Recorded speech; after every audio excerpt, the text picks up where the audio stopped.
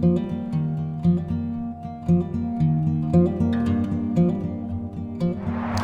hello everyone and welcome to another episode of Wild Your Garden. Now, I'm sorry to say that this video is not of the usual nature. It's not a nice video for me to have to bring you guys, but it's something that I feel needs addressing. Now, I've been managing habitats for the last 15, 17 years, and what I've witnessed here is nothing less than a catastrophic and unnecessary, in my opinion, from the evidence that I can glean from the situation, an unnecessary, sorry, I'm right next to a busy road, so apologies for the traffic, but it's an unnecessary example of wanton destruction of the countryside. Now, you know, if you were to do, I'll put it like this, if you were to do this kind of damage to a building in a residential area, to a park, a green space, there'd be outcry. Yet for some reason in the 21st century it's acceptable to completely demolish, flatten, push over and wreck what I would say is approximately 400 metres as a minimum of valuable habitat. Now, I'll start walking back because my van is some way away, right in the distance, but you can see behind me there is just a mass of destruction. Now, this habitat here used to be very similar to what's on the other side of the road. Now, if I turn round, you can see, probably a bit easier, there is a row of trees on the other side of the road. I won't point in case people think I'm pointing at them. But there's a row of trees there which are predominantly elm trees. Now, I thought this video was very relevant because if you've been watching the channel for a little while, you will know the videos that I've been doing recently on the elm trees, and in fact the oak tree, where I've recently rescued some purple hairstreak eggs. And I thought it was very relevant to this situation because these are elm trees where I know there are colonies of white letter hairstreak butterflies. Now, if you haven't seen the previous videos, I have mentioned in one of my shorts as well about the elm tree and its importance of being the sole larval food plant for the white letter hairstreak, which is a butterfly found in the UK and in parts of the northern hemisphere. And most of the trees, there's a few hawthorn, a few oak, most of the trees in this row, which actually, if I go a bit further, you can see, were flowering elm trees. Now, for those of you that know a bit about the elm, you will know that it was hit obviously in the 70s by Dutch elm disease, and Dutch elm disease came over from the States and wiped out millions of elm trees. I'm not sure of the figures, I'll try and find a stat for you. But it wiped out so many of the elm trees, and of course that had a massive impact on the white letter hairstreak populations up and down the country, which, as I say, rely solely on these trees as a larval food plant. They emerge around about now from their eggs and start to eat the surrounding buds of the flowers as they are opening, and then they have this fantastic habit of changing colour as a caterpillar as they go from first instar to second instar. That's when they basically have a molt, they shed their skin. So they change colour to match, and they go from a sort of a purpley colour right the way through to a greeny purple as the flowers turn into the seed pods, which are like a lime green colour. Absolutely fascinating to see. But behind me here, now I've got this far down, you can see these are all flowering elm trees, and it's most of the way down this road. It's a huge section of road, and they have been, well, annihilated. I mean, look at this. And I actually saw the JCB is further up the road, but because, you know, at the end of the day, this isn't my property. I don't own this piece of land. I don't know who does. It could have been that it's a local contractor come in, and what they've got is a JCB, 13-ton JCB excavator with like a shear, what's known as a shear grab, which is basically like a giant pincer, and it basically just cuts like a massive pair of loppers. It actually cuts the trees in half, or the branches in half. It's not like a chainsaw or anything like that. It just cuts them in half and shears them, which through sheer pressure, which is a pretty brutal way of cutting things. It's probably marginally better than a flail mower, and I know that a lot of you are going to be watching this thinking, you know, oh well, you know, the countryside needs managing, you have to do it cost effectively. I understand that, you know, and I have to reiterate, I have spent falling down a hole. I have spent nearly 20 years of my life in conservation. I am a qualified tree surgeon. I practiced tree surgery for 10 years, the best practices for helping trees and working on them, removing disease and dying trees. So I understand, and I think, you know, I have a very good overall knowledge of how the countryside should be managed. Now, I could go down many avenues here, and I'm not blaming one situation in particular, but the management of our hedgerows and our countryside by landowners, and mostly large landowners, and I'm not having a go at, you know, farmers or anybody in particular, but, you know, the practices we use are so outdated. There's no, yes, there are laws. There's the under Section 1 of the Wildlife and Countryside Act from 1981. In the UK, it is illegal to disturb nesting birds. Now, this is something that a lot of you may be familiar with. You may have had incidents where neighbours are felling a tree or a hedge in the middle of nesting season, which is between March and August. If you don't believe me, check out the RSPB's website, and I'll put a link in the description below. So if you want to check the laws out for yourself, you know, don't come back at me. I'm just stating how things are. But there are many ways in which we can manage the countryside, and I think so many of them are dated, and very few people get prosecuted for managing these habitats at the wrong time of year. Now, it's illegal to disturb a nesting bird, but of course you have to prove that. You have to catch somebody physically disturbing a nesting bird, either flushing it off the nest, squashing some eggs, you know, or flailing some eggs or whatever. So it's very hard to do, and I'm not aware of many prosecutions, to be honest. But we have to tighten up, and we have to change our practices. Now, coming back to this situation, and again, I don't want people thinking that I'm just out there as an eco-warrior trying to, you know, have a go at people who are trying to manage the countryside. Far from it. All I'm suggesting is we need to manage it correctly. Now, case in point, if you don't believe me, those are flowering buds of elm trees, right at the tip of what is a massive brash stack, obviously, as you can see. I mean, some of these aren't even cut, they're just pushed over.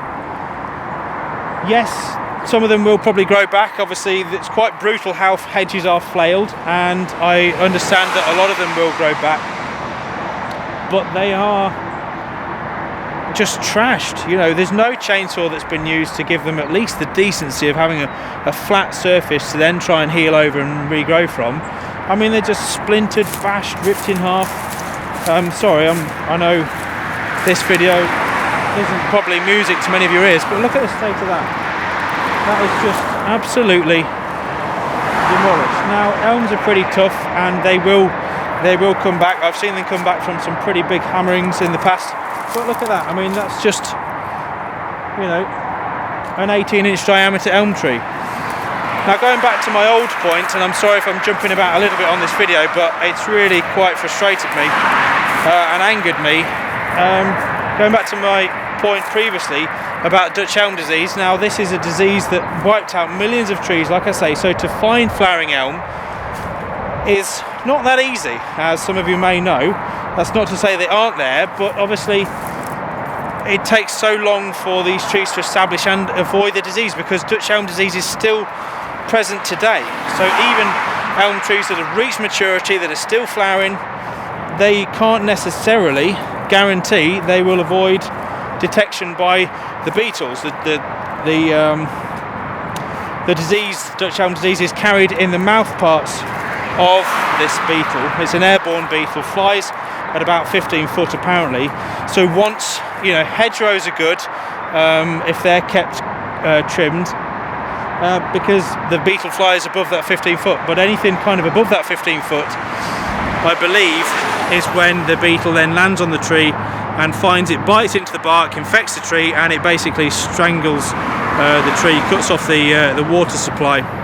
That's why you see the tips of elm trees curling up and dying, and it's very easy to spot, especially in the summer, which trees have been infected by Dutch elm disease, because the tops have a kind of a bowed effect on them. So easy to spot. But I mean, coming back to this hedgerow, like I say, I don't understand why these works have been carried out, because you can see here there is a big grass verge of around about 3 meters of clearance. Now, driving along here before, there was no issues with getting past. The van wasn't hitting, branches on the side of weren't hitting the side of the truck. And they've gone quite a way back into this coppice belt, or belt of old woodland, where you can see, as I say, many elm trees in flower. So it's a bit of an unknown as to why this has happened. And it's not only that, I mean, you've got 1 or 2 oak trees, the odd ones that have been left, the branches have just been sheared off the side of those. Now, I know to get a tree surgery company in, and again, I'm looking at this from a pragmatic point of view and a cost perspective, to get a tree surgery company in, you'd have to have cones all down here, traffic lights, a team of guys working on it, chippers, arborists, probably a cherry picker. I've carried out similar works to this myself, not obviously to this scale or anything like this, but I've carried out the lifting of tree branches alongside roads, so I know exactly what it takes to be able to manage trees alongside roads. What I say, I can't understand is, I mean, you look down there for hundreds of meters, there is no verge on that side, so it's not visibility, it's not safety, I can only categorise it as a massive wanton destruction. The only thing I can see is a section of BT phone line from here to there, but other than that could have been cleared round with a cherry picker. I mean, the guy that's working on the JCB has only got a few cones in the road. There's barely any notice that any works are being carried out. So again, I'm sorry this video isn't quite of the norm, guys. But I just wanted to highlight what is going on in our countryside, because obviously I travel up and down the country making habitats for wildlife and managing habitats, and to see stuff like this, it does get to me, because I think there's me out there doing as much as I can to protect wildlife, and then there's stuff like this happening to mature trees in which you can't replace. This amount of growth has probably taken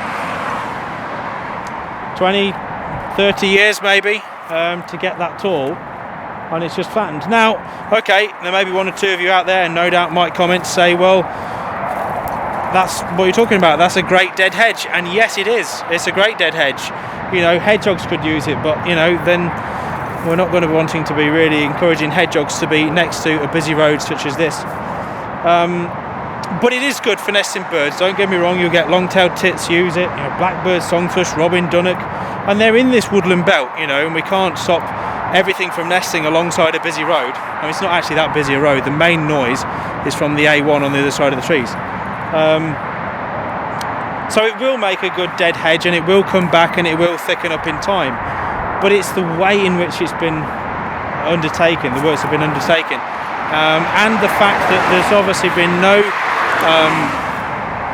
kind of a report done to say, these are flowering elm trees, there's a population of white-letter hair streaks present. Because I've seen the butterflies down here, I've seen the eggs up and down. I could walk on the other side of the road, and there's a bus lay-by down there where I was just filming the elm flowers the other day. So I know full well there are white-letter hair streaks here. It's just such a shame. And I guess, in summary, without being too negative, and I'm sorry if 1 or 2 of you haven't enjoyed this video as much as the normal positive and uplifting videos, but I think, it's all par for the course. We need to know what's going on with the countryside so we can, you know, rightfully challenge the management of it. Because if we don't speak up and if we aren't a voice for nature, then it won't have a voice. So, you know, if you see flailing to hedges going on between the months of March to August inclusive, then, you know, question the management practice. There's nothing wrong with asking somebody to delay cutting the hedges till a little later. You know, even after the berries have gone, January would be the ideal time. January, February, once the berries have been eaten by all our field fares, redwings, our Scandinavian visitors that come over, our thrush species, and they obviously use all those berries on hawthorns in particular, rose hips, you know, dogwood, all sorts to actually survive the winter months. So to extend the period when these hedgerows and places aren't managed, I think would be a very, very good thing, and it's something that's grated me for years and years and years. But you know, I genuinely, hand on my heart, I'm not having a go at anybody. If anything, I just want this video to be hopefully an inspiration to maybe you could pass it on to somebody who you know who manages a piece of land. And you know, all I want to come from this is some positivity, a positive change in the way we manage our hedgerows, so that it can benefit wildlife. That's the only thing I'm trying to say. You know, yes, it's unfortunate this has happened. Who knows what the fate of this will be? I mean, look, you can see that just been pushed over. It's not a dead tree by the looks of it. And again, I am checking. I'm trying to see both sides of the fence. I'm trying to see if this is, you know, that was a dead tree that was likely to blow in the road. You know, believe me, guys, of anybody you know, I can promise you that I am thinking about every avenue of this situation. And you know, I'm sorry, as I say, to have to bring you this video. It's not all doom and gloom, but yeah, this was pretty upsetting. As you can see, that there, that's actually been ripped out of the ground. That's a root plate, so that's clearly not an intention to coppice it or to lay the hedge as a hedgerow.